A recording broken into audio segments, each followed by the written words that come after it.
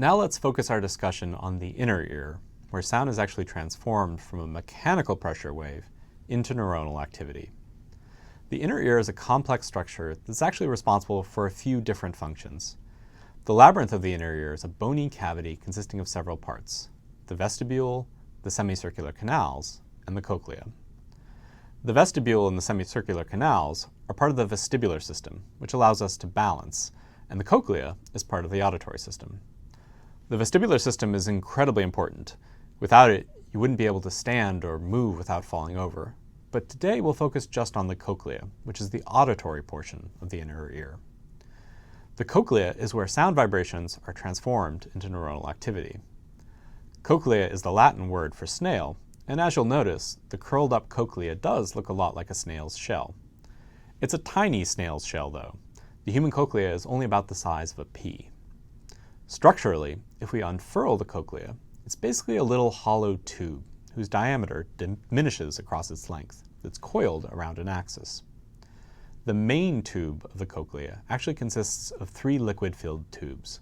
The top tube is called the scala vestibuli, the bottom is the scala tympani, and the middle tube is the scala media.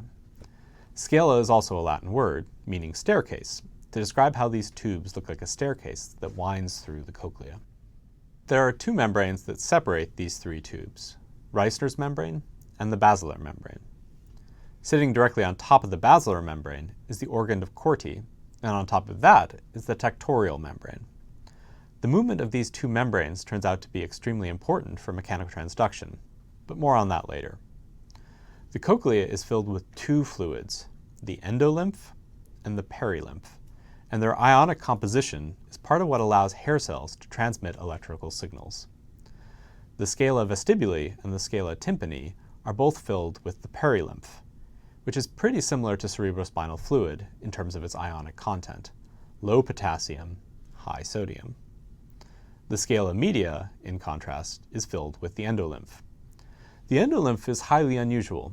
It's an extracellular fluid, but it has ionic content more similar to the intracellular fluids that we learned about in the first module of this course.